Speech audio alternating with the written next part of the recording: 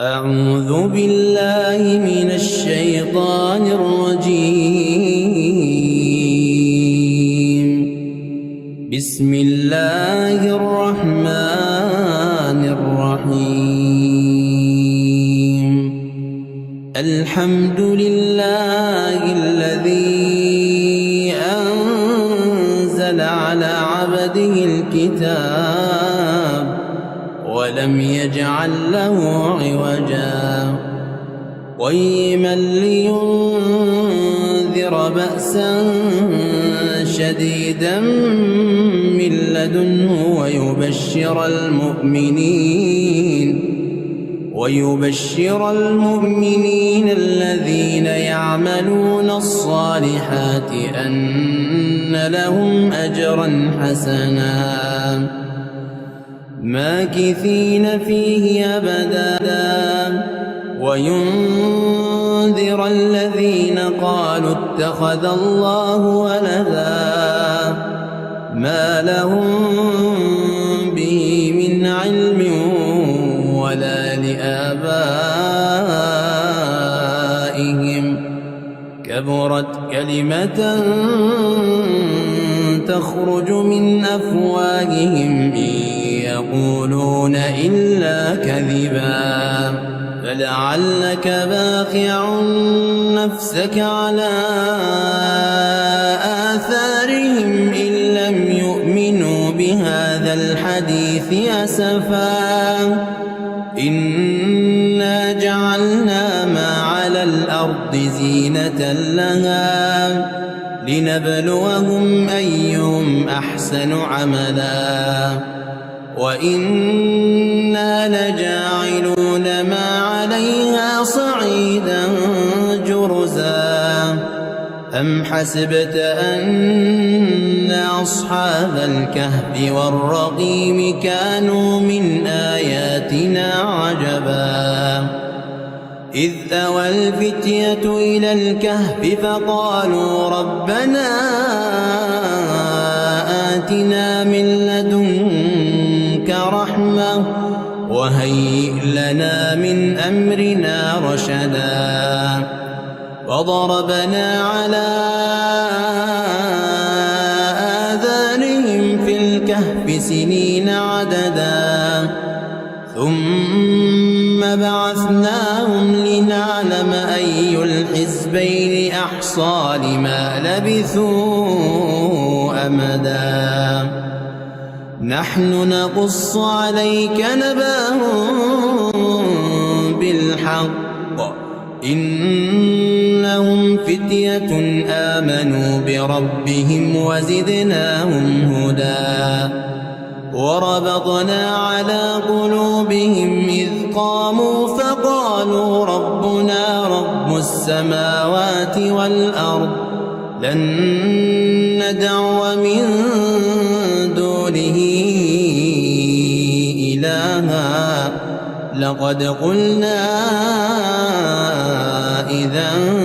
شططا هؤلاء قومنا اتخذوا من دونه آلهة لولا يأتون عليهم بسلطان بين فمن أظلم ممن افترى على الله كذبا وإذ اعتزلتموهم وما يعبدون إلا الله فأووا إلى الكهف ينشر لكم ربكم من رحمته ويهيئ لكم من أمركم مرفقا وترى الشمس إذا طلعت تزاور عن كهفهم ذات اليمين وإذا غربت تقرضهم ذات الشمال وهم في فجوة منه ذلك من آيات الله من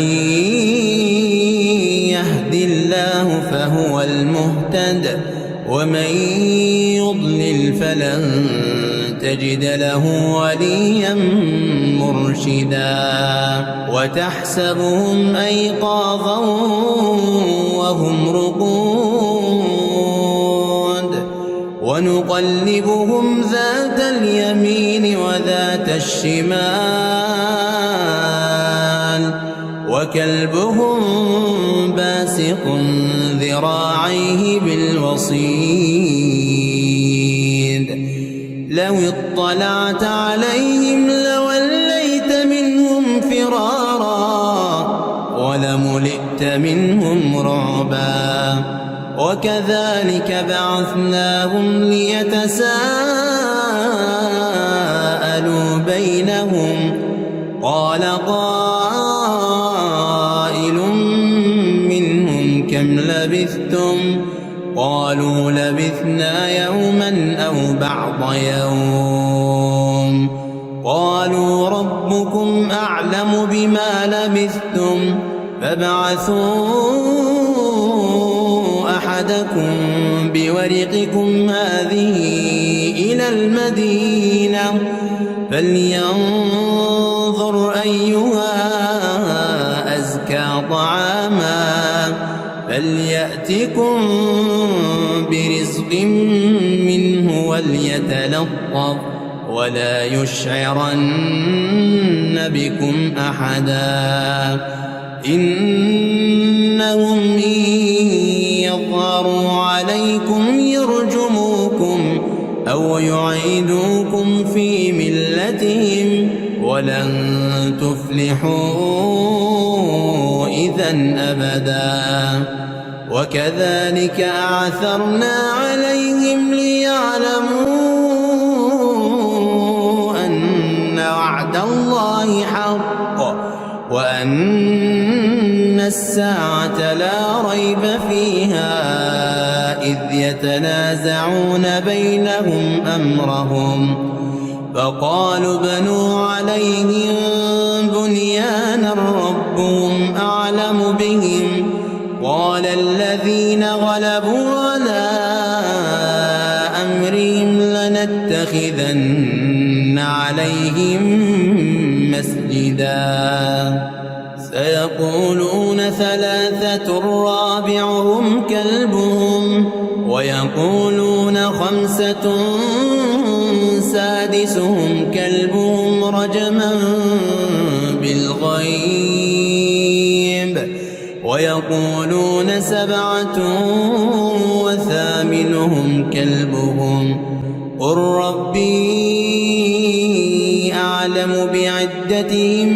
ما يعلمهم إلا قليل فلا تمار فيهم إلا مراء ظاهرا ولا تستفت فيهم منهم أحدا ولا تقولن لشيء إني فاعل ذلك غدا إلا أن يشاء الله واذكر ربك إذا نسيت وقل عسى أن يهديني ربي لأقرب من هذا رشدا ولبثوا في كهفهم 300 سنين وازدادوا 9 قل الله أعلم بما لبثوا له غيب السماوات والأرض أبصر به وأسمع ما لهم من دونه من ولي ولا يشرك في حكمه أحدا واتل ما أوحي إليك من كتاب ربك لا مبدل لكلماته ولن تجد من دونه ملتحدا واصبر نفسك مع الذين يدعون ربهم بالغداة والعشي يريدون وجهه ولا تعد عيناك عنهم تريد زينة الحياة الدنيا ولا تطع من أغفلنا قلبه عن ذكرنا واتبع هواه وكان أمره فرطا وقل الحق من ربكم فمن شاء فليؤمن ومن شاء فليكفر إنا أعتدنا للظالمين نارا أحاط بهم سرادقها وإن يستغيثوا يغاثوا بماء كالمهل يشوي الوجوه بئس الشراب وساءت مرتفقا إن الذين آمنوا وعملوا الصالحات إنا لا نضيع أجر من أحسن عملا أولئك لهم جنات عدن تجري من تحتهم الأنهار يحلون فيها من أساور من ذهب ويلبسون ثيابا خضرا من سندس واستبرق متكئين فيها على الأرائك نعم الثواب وحسنت مرتفقا واضرب لهم مثل الرجلين جعلنا لأحدهما جنتين من أعناب وحففناهما بنخل وجعلنا بينهما زرعا كلتا الجنتين آتت أكلها ولم تظلم منه شيئا وفجرنا خلالهما نهرا وكان له ثمر فقال لصاحبه وهو يحاوره أنا أكثر منك مالا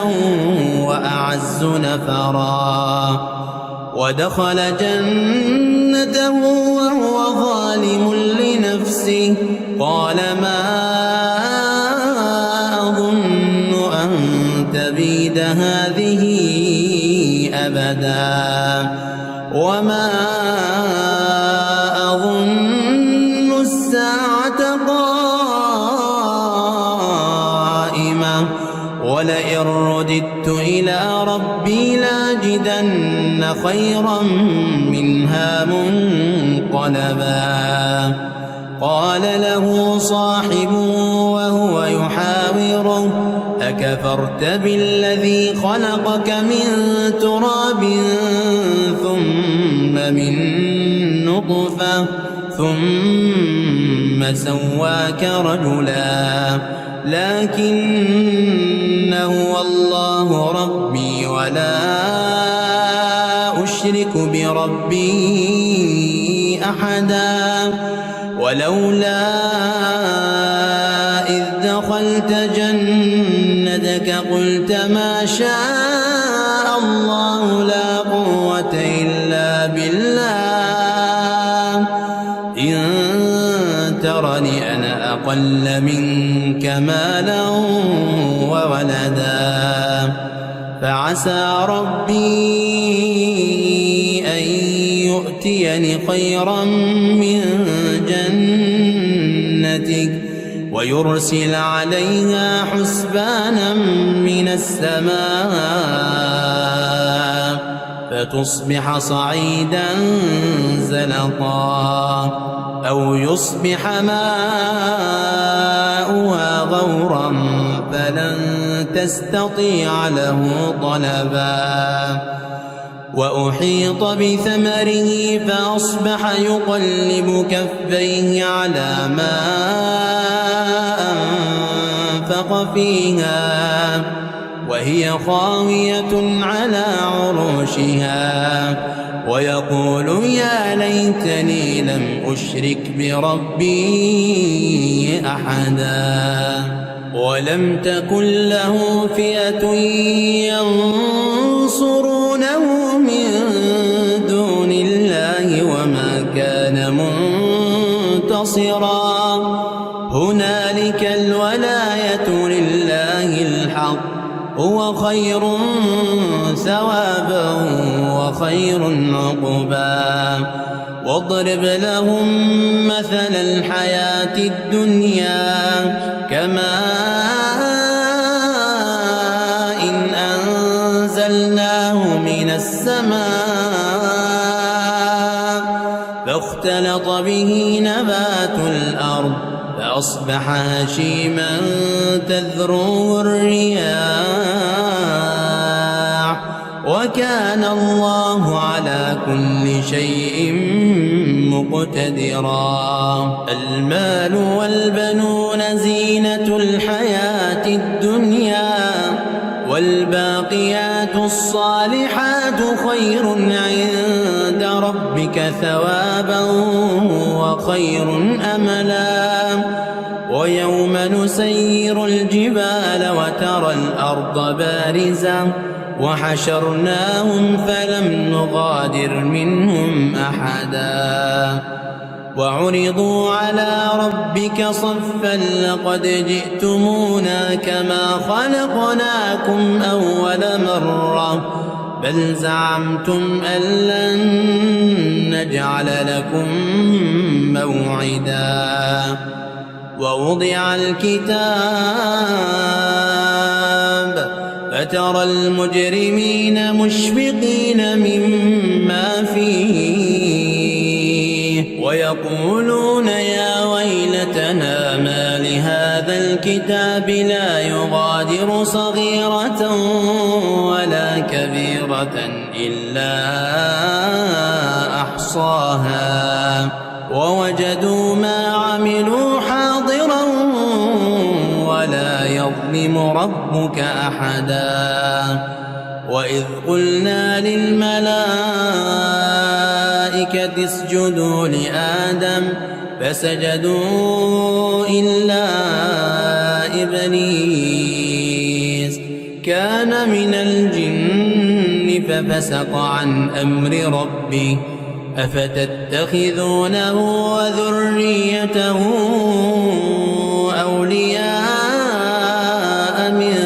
دوني وهم لكم عدو بئس للظالمين بدلا ما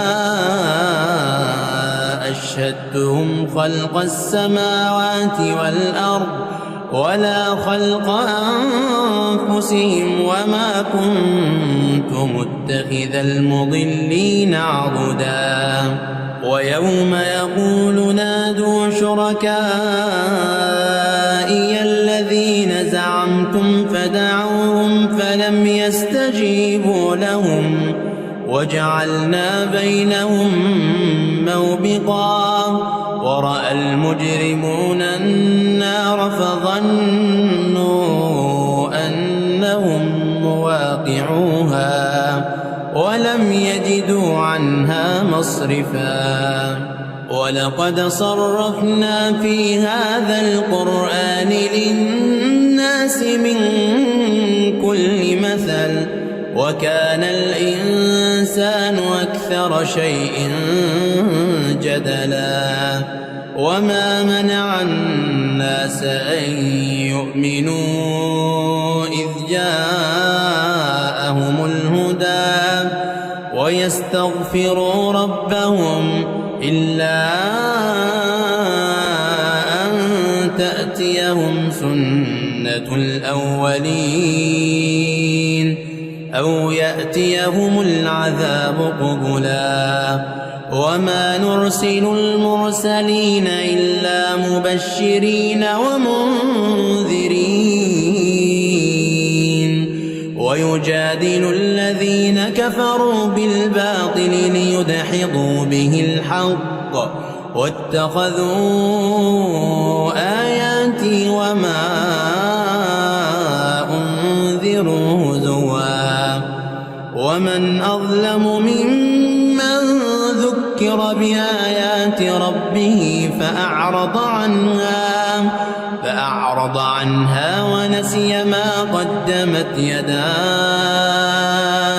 إنا جعلنا على قلوبهم أكنة أن يفقهوه وفي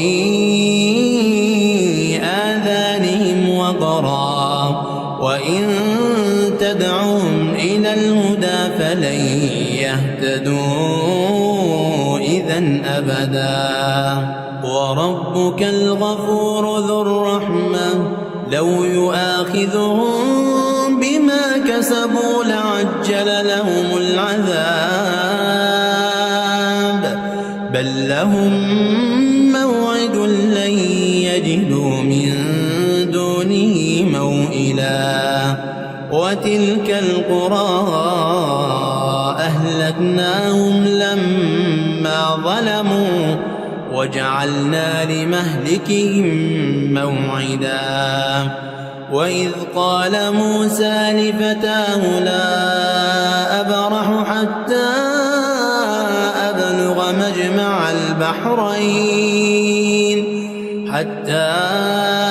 أبلغ مجمع البحرين أو أمضي حقبا فلما بلغا مجمع بينهما نسيا حوتهما فاتخذ سبيله في البحر سربا فلما جاوزا قال لفتاه آتنا غداءنا لقد لقينا من سفرنا هذا نصبا قال أرأيت إذ ذوينا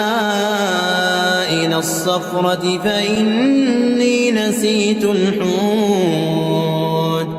وما أنسانيه إلا الشيطان أن أذكره واتخذ سبيله في البحر عجبا قال ذلك ما كنا نبغ فارتدا على آثارهما قصصا فوجدا عبدا من عبادنا آتيناه رحمة من عندنا وعلمناه من لدنا علما قال له موسى هل أتبعك على أن تعلمني مما علمت رشدا قال إنك لن تستطيع معي صبرا وكيف تصبر على ما لم تحط به خبرا قال ستجدني إن شاء الله صابرا ولا أعصي لك أمرا قال فإن اتبعتني فلا تسألني عن شيء حتى أحدث لك منه ذكرا فانطلقا حتى إذا ركبا في السفينة خرقها قال أخرقتها لتغرق أهلها لقد جئت شيئا إمرا قال ألم أقل إنك لن تستطيع معي صبرا قال لا تؤاخذني بما نسيت ولا ترهقني من أمري عسرا فانطلقا حتى إذا لقيا غلاما فقتله قال قتلت نفسا زكية بغير نفس لقد جئت شيئا نكرا قال ألم أقل لك إنك لن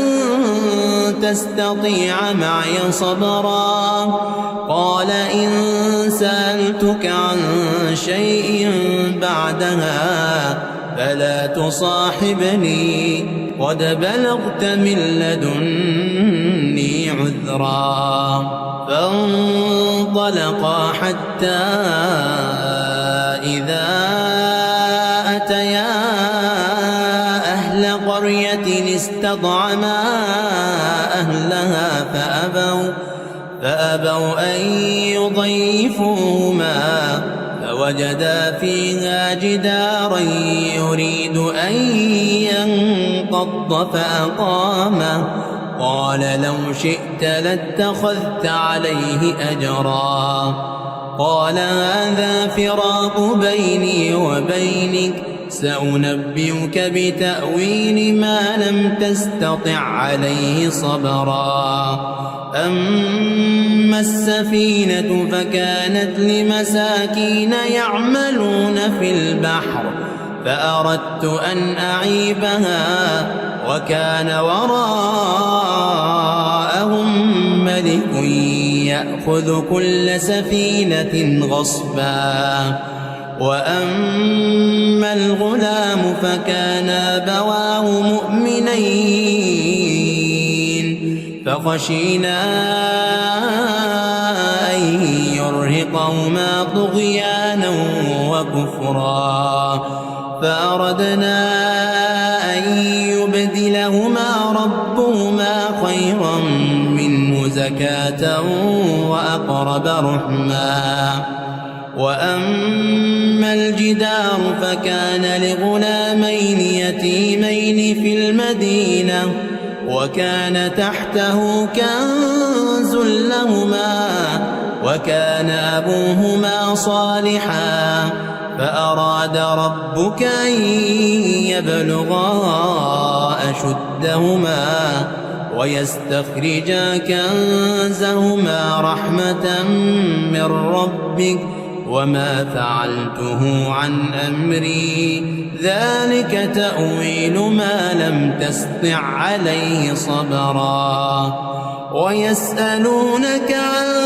ذي القرنين قل سأتلو عليكم منه ذكرا. إنا مكنا له في الأرض وآتيناه من كل شيء سببا. فأتبع سببا حتى إذا بلغ مغرب الشمس وجدها تغرب في عين حمئة ووجد عندها قوما قلنا يا ذا القرنين إما أن تعذب وإما أن تتخذ فيهم حسنا. قال أما من ظلم فسوف نعذبه ثم يرد إلى ربه فيعذبه عذابا نكرا. وأما من آمن وعمل صالحا فله جزاء الحسنى وسنقول له من أمرنا يسرا. ثم أتبع سببا حتى إذا بلغ مطلع الشمس وجدها تطلع على قوم لم نجعل لهم من دونها سترا. كذلك وقد أحطنا بما لديه خبرا. ثم أتبع سببا حتى إذا بلغ بين السدين وجد من دونهما قوما لا يكادون يفقهون قولا. قالوا يا ذا القرنين إن يأجوج ومأجوج مفسدون في الأرض فهل نجعل لك خرجا على أن تجعل بيننا وبينهم سدا. قال ما مكنني فيه ربي خير فأعينوني بقوة أجعل بينكم وبينهم ردما آتوني زبر الحديد حتى إذا ساوى بين الصدفين قال انفخوا حتى إذا جعله نارا قال آتوني أفرغ عليه قطرا فما استطاعوا أن يظهروا وما استطاعوا له نقبا قال هذا رحمة من ربي فإذا جاء وعد ربي جعله دكاء وكان وعد ربي حقا وتركنا بعضهم يومئذ يموج في بعض ونفخ بالصور فجمعناهم جمعا وعرضنا جهنم يومئذ للكافرين عرضا الذين كانت أعينهم في غطاء عن ذكري وكانوا لا يستطيعون سمعا أفحسب الذين كفروا أن يتخذوا عبادي من دوني أولياء إنا أعتدنا جهنم للكافرين نزلا قل هل ننبئكم بالأخسرين أعمالا الذين ضل سعيهم في الحياة الدنيا وهم يحسبون أنهم يحسنون صنعا أولئك الذين كفروا بآيات ربهم ولقائه فحبطت أعمالهم فلا نقيم لهم يوم القيامة وزنا ذلك جزاؤهم جهنم بما كفروا واتخذوا آياتي ورسلي هزوا إن الذين آمنوا وعملوا الصالحات كانت لهم جنات الفردوس نزلا خالدين فيها لا يبغون عنها حولا قل لو كان البحر مدادا لكلمات ربي لنفد البحر قبل أن تنفد كلمات ربي ولو جئنا بمثله مددا قل إنما أنا بشر مثلكم يوحى إلي أنما إلهكم إله واحد فمن كان يرجو لقاء ربه فليعمل عملا صالحا ولا يشرك بعبادة ربه أحدا.